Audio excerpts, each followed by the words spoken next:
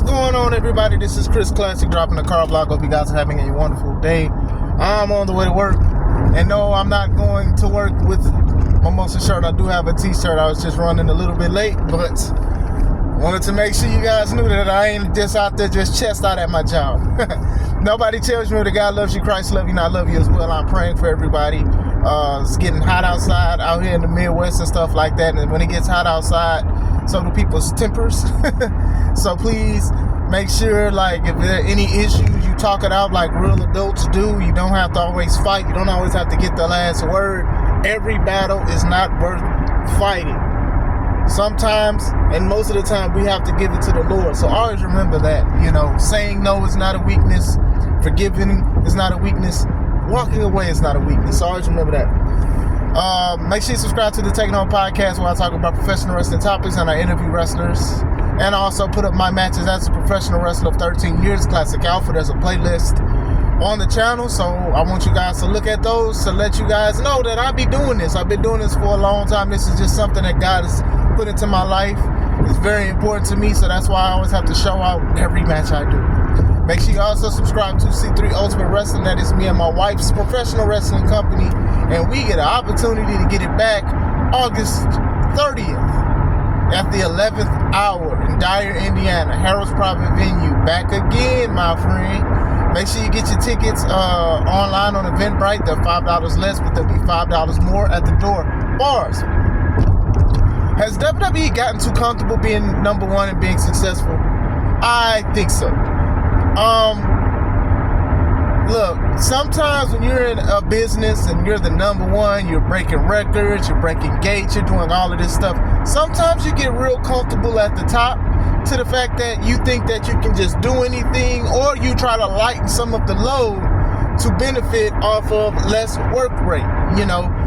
The releases that happened last week. I know a lot of people are upset about releases. Like, almost every time releases happen, people get upset. And I understand why, but at the end of the day, it's still a company. It's still a business.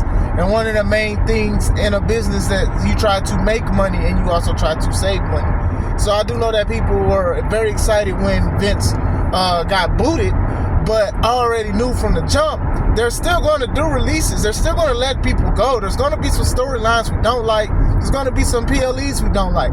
We may still support it and stuff like that. And now we're looking at a time to where, tickets are crazy. People are saying they used to spend like $300 on WrestleMania tickets and stuff like that. Now they're up to like $10,000. Now they're crazy. It's depending on the date, which is real crazy to me that one day a ticket can be $800 and then 24 hours that same ticket, the same spot can be $1,100. So it's just, to me, that's crazy. But still, I truly do know, I don't even say believe, but think WWE is just too comfortable being the number one. And it's reminding me of those vibes of when Vince was just doing anything because people were still showing up. But then eventually viewerships went down.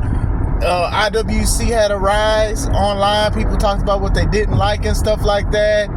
AEW for a little bit, it made Vince want to try to do things a little better, but then eventually they got it. The quality of PLEs was good. There was a few people that was actually honest about it, because some people still wanted AEW to beat them so bad, and to each their own. But I was like, man, some of these PLEs is very good, like from start to finish. You fast forward now, and it's like, we know that AEW is not going to be the company to dethrone WWE. Like, when Vince got caught for doing Vince stuff, and that didn't shake nothing. As soon as they got him up out of there, they still was breaking records and stuff like that, because people can differentiate the person from the company, right? Because there's some great people that work there. Some people may not be as great as we think they are, and some people may be great and we probably think they're evil, but still, they are really getting very comfortable. And they're getting comfortable because look at what they talk about. They don't just talk about attendance anymore. They don't be like, oh, okay, 62,000 people. They say, oh, well, this was the highest gate. Now, me, as a person who said I was not going to WrestleMania this year and didn't, and I looked at these ticket prices and stuff like that and how much they cost, or even other PLE prices and the ridiculous prices. I don't want somebody to come in there, go into the middle of the ring. I don't care if you were a Hall of Famer or not. Tell me thank you for spending way more money than you probably should have for this wrestling event. Now, if you feel like that show is worth thousands of dollars and stuff like that, do you or whatever. I'm not here to try to do that, but I'm just saying as a person who is paying for something and knowing that the prices have increased, and then you turn around and say, oh, well, we broke gates. You know, hey, WWE has been very successful with the PLEs and stuff like that, sold out events. Or one time, SmackDown was like sold out, and for a little bit, Raw was sold out for like weeks. Like people was like very excited, especially last year going into WrestleMania 40. Fast forward to WrestleMania 41 this year, I don't think a lot of people was excited as much as they was for 40. And I looked at the card and I talked about it. I was like, yeah, I'm not excited for this. And then the PLE happened 2 nights. So you had 2 nights. You could have fixed something and y'all didn't. Both nights wasn't that good. But they're still the number one. It was still dang near sold out. People bought tickets. People still did this. Bought merch, t-shirts, all of that stuff. They getting too comfortable. I mean, even, like I said, I talked about Backlash. And I said it was solid action, but it definitely could have been a lot better.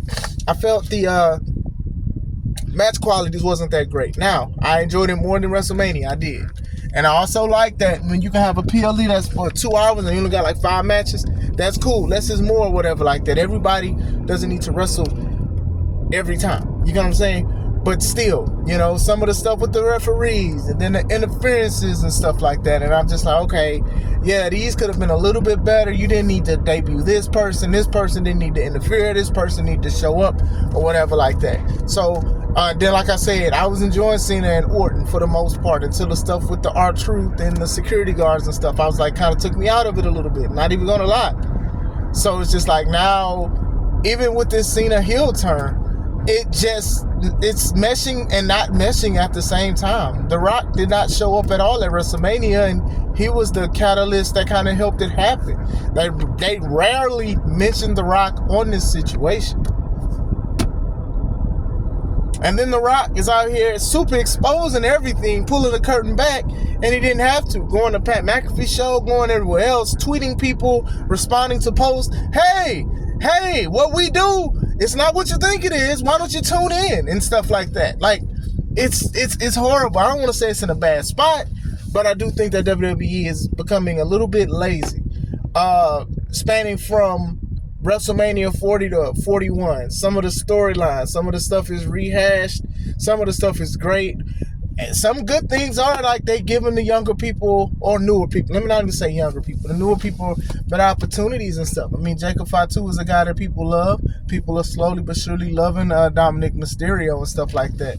But still, like some of the match happenings, let's say, is just a little like even Becky and Lyra, their little storyline is just like, it is kind of similar to John Cena's a little bit, but Cena is focusing more towards the fans compared to Becky focusing on Lyra. And we talked about that match, about how Becky, who is a vet in the game, getting rolled up basically and getting pinned with one arm. Lyra, who's very short, used one arm, and she held her eye or something because something was wrong with her. Hope she's okay, but that's how she won the match. Small things like that kind of throw me off a little bit in matches or whatever. I can still watch it and I can still enjoy it for the most part, but still, people realize that WWE is the number one wrestling company. They realize it, so sometimes they're going to try to lessen some things, and sometimes they're just going to say, hey, people are going to look at it anyway.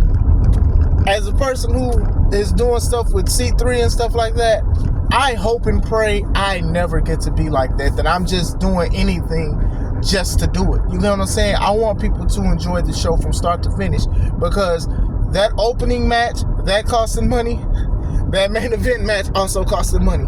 Everything in production and stuff costs money and stuff like that. And what I don't want to do is, I don't want to have C3 or anything that I do, I'm just doing this just for the sake of doing it, like a here damn moment. I don't want that to happen. I want people to enjoy this stuff. And despite the fact that this power struggle that I'm having with the board and stuff like that, I want to say that a lot of the fans love every show. They've been saying great things about it. They've said they're coming back. They're sharing things. TikToks. Somebody made a TikTok video of the show. I gotta find that and see if the board even shares it or whatever like that. it's a lot of good things about that. Like, my thing is, as far as me, I can only speak for me and mine and what we do. What we do and what I do as a professional wrestler and what I do as somebody who's trying to get this company back is service, right? So service, main part of service is serve. So I'm trying to serve the community through certain things. You know, we make fair tickets, in my opinion, fair ticket prices and stuff like that. But I also want to make sure you guys get your money's worth, whether it's $10, $15, $5 is I try to make it. But sometimes when you have a company like that, and like I said, C3 is definitely on the rise, and you guys should pay attention to that. It's just that I don't want to go to that point to where it's just like I'm just going to do anything, and then people are just going to buy it anyway. That's what messes people up. That's what messes with people who does these trends on TikTok and dances and stuff like that. People go viral, and then that's your claim to fame for 15 minutes of fame, a flash in the pan, if you want to say. And then you continue to do that, and then eventually it's a decline. And now you're mad at everybody because they're not supporting. No, because you're not listening to your audience. And don't get me wrong, there's a lot of things I've done as far as, okay, this is viral, let me make a parody of it or make a joke of it. But what I don't try to do is try to run things to the ground. Toys R Us, which I used to work for, right, was the #1 toy company for years. They refused to change. They was like, hey, we Toys R Us, nothing is going to happen to us. And look at what happened. There's no more Toys R Us stores. I literally, they did no rain checks. I know this is bit, I know sidebar. No rain checks, no price matches. They try to bank on the exclusive stuff. But then the rise of online purchases with Amazon and eBay and all of this other stuff. And Walmart. Remember, Walmart used to have just one aisle for toys. Just one aisle for toys. And then across from that, it was a bicycle aisle. They expanded their thing. Target, all of these stores expanded their toy thing. Then they started getting exclusive deals from Hasbro and all of these main companies, McFarlane and all of this stuff. And then by the time Toys R Us tried to change, it was just too late. Losing money, stealing money from the employees, and things like that. I know this is the biggest sidebar from a wrestling content creator who is a pro wrestler and also a pro wrestler booker. But still, I did have to bring it. It's bad sometimes to be too comfortable. And I understand. You want to be comfortable with what you create. You want to sit back and you want to fall back and stuff like that. And you want to breathe. But sometimes you can't. Sometimes you can and sometimes you can't. It's all about what you want to do, right? It's all about what you want to do. Seriously. And it's like what you should do. Like, look at the comparisons between WrestleMania 40 and WrestleMania 41, right? In my opinion, I think if I put up a poll online, people would people would say they enjoyed 40 over 41. Not saying that 41 was the worst PLE or let alone the worst WrestleMania. Some people have said that. I'm not even going that far. Not going that far. I know people are going to say WrestleMania 34 or whatever, but still, I'm not going that far. I'm really not. But I'm just saying, it just didn't feel as magical. There was just no magic, you know. Some of the matches was okay. You know, the Cena thing, right? Even going to the Cena thing. Cena and Cody should have had, like, match of the night. In my opinion, didn't happen. Cena and Orton, I felt like that little last part kind of threw everything off. But still, I do think that they are getting too comfortable. I do hope they have a meeting and they talk about it as The Rock is exposing the business. And then now they have their WWE Unreal show that's exposing the business even more. I don't want bad things to happen, right?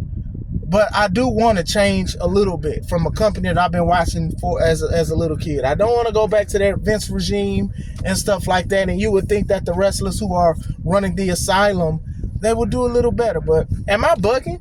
Do y'all think that they are too comfortable at the top, or do you think they're doing just fine? Let me know. I hope you guys have a wonderful day. This is Chris Classic. Let's take it home.